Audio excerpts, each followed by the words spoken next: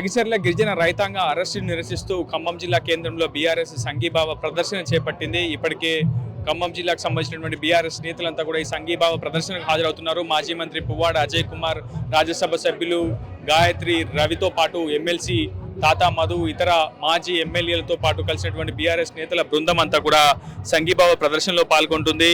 రాష్ట్ర వ్యాప్తంగా లగిచర్ల ఘటనను పూర్తిగా అడ్రస్ చేస్తూ బీఆర్ఎస్ తన ఆందోళనలను ఉధృతం చేస్తూ ముందుకు వెళ్తున్నటువంటి సిచ్యువేషన్ ఉంది. ప్రస్తుతం గులాబీ దండు మరోసారి పూర్తి స్థాయిలో రాష్ట్ర వ్యాప్తంగా ఆందోళన బాట పడుతుంది. లగిచర్ల గిరిజన రైతులపై కాంగ్రెస్ ప్రభుత్వ దమనకాండను నిరసిస్తూ సంఘీభావ ర్యాలీ అంటూ కూడా మనం ప్లకార్డులు చూడొచ్చు. చాలా స్పష్టంగా ఖమ్మం జిల్లాకు సంబంధించినటువంటి బీఆర్ఎస్ శ్రేణులంతా చాలా రోజుల తర్వాత మళ్ళీ ఒక్కసారిగా ఒక దండుగా ఏర్పడి ప్రభుత్వంపై పూర్తిగా ఒక జంగ్ సైరన్ మోగించే పరిస్థితి మనకు చాలా స్పష్టంగా కనిపిస్తుంది. మనకు అందుబాటులో రాజ్యసభ సభ్యులు వద్దిరాజు రవిచంద్ర ఉన్నారు. ఆయనతో కూడా మాట్లాడించే ప్రయత్నం చేద్దాం. లగిచర్ల ఘటనను జాతీయ స్థాయి అంశంగా బీఆర్ఎస్ మలుస్తోంది. ఇప్పటికే కేటీఆర్ కూడా జాతీయ స్థాయిలో ఈ అంశాన్ని అడ్రస్ చేస్తూ వస్తున్నారు.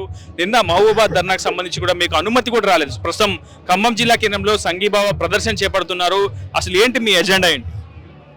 వారు నిన్న మహబూబాబాద్లో ప్రదర్శన వాళ్ళు పర్మిషన్ ఇవ్వకపోవడం బీఆర్ఎస్ పార్టీ ఊరుకోదు కదా. ఇవాళ కోర్టు పోయాం, తెచ్చుకున్నాం, చెంపపెట్టు అయిపోయింది. 25వ తారీఖు నిన్న జరిగితే నిన్న ఇస్తే పర్మిషన్ రేపు 10,000 మందితో ఈరోజు చేసేవాళ్ళం.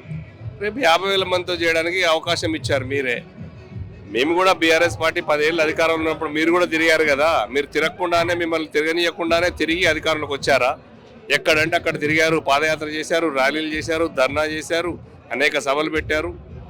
లగిచర్ల ఘటనను బీఆర్ఎస్ రాజకీయ అస్త్రంగా మలుచుకుంటుందా? గిరిజనులు, దళితులు, బీదవాళ్ళు, ముస్లింలు ఉన్నారు, మైనార్టీలు అందరూ ఉన్నారు. వాళ్ళ భూములు లాక్కోవడానికి చేసే ప్రయత్నం దుర్మార్గం అని. నిజానికి మీకు అంత ప్రేమ ఉంటే, అభిమానం ఉంటే వాళ్ళకు మార్కెట్ ప్రైస్ ఇచ్చే వాళ్ళకు గొడవలు కాకుండా చూసుకొని చేసుకోవాల్సింది ఉండే. వాళ్ళను తీవ్రంగా కొట్టి అమానుషంగా వేధించి తీసుకుపోయి జైళ్ళల్లో పడేసి వేధించి తీసుకోవడం వెనకాల ఖచ్చితంగా బీఆర్ఎస్ పార్టీ ఎక్కడైతే పేదలకు అన్యాయం జరుగుతుందో అక్కడ బీఆర్ఎస్ పార్టీ ఉంటుంది. ప్రభుత్వం అభివృద్ధి చేస్తా అంటే ప్రతిపక్షానికి ఎందుకు అక్కసు? ఈ కుట్ర వెనుక మొత్తం కూడా బీఆర్ఎస్ నేతలే దాగి ఉన్నారు. పట్టం నరేందర్ రెడ్డి కావచ్చు, సురేష్ కావచ్చు, ఇట్లా బీఆర్ఎస్ కార్యకర్తలే ఈ అంశంపై పూర్తి స్థాయిలో వెనుక కుట్రదారులుగా ఉన్నారని కాంగ్రెస్ ఆరోపిస్తుంది. అది పిచ్చి ప్రేలాపనలు. ఎందుకంటే బీఆర్ఎస్ పార్టీ 14,000 ఎకరాల భూమి హైదరాబాద్ కానుకొని విలువైన భూమి సేకరించి రెడీగా పెట్టింది pharma industries, pharma city develop చేయడానికి. దాన్ని పరిగణనలోకి తీసుకోకుండా అక్కడ కట్టకుండా ఎక్కడో మారుమూల గ్రామాలలో వాళ్ళ కుటుంబ సభ్యుల కోసం తీసుకెళ్లి పెట్టాల్సినంత అవసరమే లేదు. మేము అభివృద్ధి నిరోధకులకు కాదు, వాళ్ళే ఇవన్నీ చేయాలని చేసేసి వాళ్ళకు చేయడం చేతగాక మా మీద నెట్టడం. కాబట్టి దీంట్లో ఎలాంటి అన్ని భ్రమలు వాళ్ళవి. మమ్మల్ని నిరోధిస్తే ఎంతకాలం నిరోధిస్తారు, ఎంతసేపు అయితే నిరోధిస్తారు అంత ఎగువెత్తున లేస్తుంది. ఇది బీఆర్ఎస్ పార్టీ ఉద్యమ party, Congress party BJP party లాగా కాదు. ఇది బీఆర్ఎస్ ఎన్ని ఆందోళన చేపట్టినా కేసీఆర్ అనే మొక్కను మళ్ళీ మొలవనివను పీకేస్తా అని రేవంత్ రెడ్డి స్పష్టంగా చెప్పారు వరంగల్ సభ వేదికగా. మళ్ళీ మీరు మొలకెత్తుదా అంటారా? ఇప్పుడు ఉన్నటువంటి ముఖ్యమంత్రి చాలా దిక్కున మొలకెత్తే వచ్చిండు. కేసీఆర్ గారు రాష్ట్రాన్ని సాధించారు. వారు కేసీఆర్ గారు సాధించిన రాష్ట్రంలో ముఖ్యమంత్రిగా ఉన్నారు. కేసీఆర్ గారు పోరాటమే చేయకపోతే, బీఆర్ఎస్ పార్టీ స్థాపించకపోతే, తెలంగాణను సాధించకపోతే రేవంత్ రెడ్డి గారు ముఖ్యమంత్రి అయ్యేవాళ్ళు కూడా కాదు. ఇవన్నీ గుర్తుంచుకోవాలి. ప్రజలకు న్యాయం చేయాల్సిన పనులు చాలా పెట్టుకొని ఈ డైవర్షన్ పాలిటిక్స్ ఎందుకండి?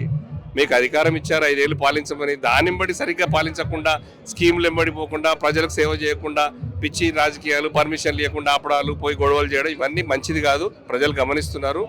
దేశంలో ఉన్నటువంటి అనేక రాష్ట్రాల్లో ఇంత తక్కువ వ్యవధిలో దెబ్బతిన్నటువంటి పార్టీ కాంగ్రెస్ పార్టీ. ఇంత తక్కువ వ్యవధిలో ఆయన పేరు ఖరాబ్ చేసుకున్నటువంటిది రేవంత్ రెడ్డి గారు. మొత్తంగా లగిచర్ల ఘటనపై తమ ఆందోళన ఉధృతం చేస్తామని చెప్తున్నారు రాజ్యసభ సభ్యులు వద్దిరాజు రవిచంద్ర. ఇప్పటికే రాష్ట్ర వ్యాప్తంగా ఈ అంశంపై ఆందోళన బాట పడుతున్నామని, ఖచ్చితంగా ఈ ఆందోళన మరింత ఉధృతం చేస్తామని చెప్తున్నారు. ఎక్కడ తమ ఆందోళనలను అడ్డుకునేందుకు ప్రభుత్వం ప్రయత్నం చేస్తున్నప్పటికీ అది తమకు పూర్తి స్థాయిలో రాజకీయంగా కావచ్చు, ఇతరత్ర కలిసి వచ్చే అంశం అని చెప్తున్నారు. తమ ఆందోళన అడ్డుకుంటే మరింత జనాభాను క్రోడీకరించుకొని, పార్టీ శ్రేణులను క్రోడీకరించుకొని ఆందోళనను ముమ్మరం చేస్తామని ప్రభుత్వానికి హెచ్చరిక కూడా జారీ చేస్తున్నారు. ప్రస్తుతం మాజీ మంత్రి పువ్వాడ అజయ్ కుమార్తో పాటు రాజ్యసభ సభ్యులు వద్దిరాజు రవిచంద్ర, బీఆర్ఎస్ ఖమ్మం జిల్లా అధ్యక్షుడు ఎమ్మెల్సీ తాతా మధుసూదన్తో పాటు మాజీ ఎమ్మెల్యే సండ్ర వెంకటవీరయ్య కూడా ప్రస్తుతం ఈ సంఘీభావ ప్రదర్శనకు హాజరయ్యారు. భారీ మొత్తంలో కార్యకర్తలను క్రోడీకరించుకొని సంఘీభావ ప్రదర్శనను ముందుకు తీసుకువెళ్లే ప్రయత్నం బీఆర్ఎస్ పార్టీ శ్రేణులు చేస్తున్నారు. ఖమ్మం జిల్లా కేంద్రంగా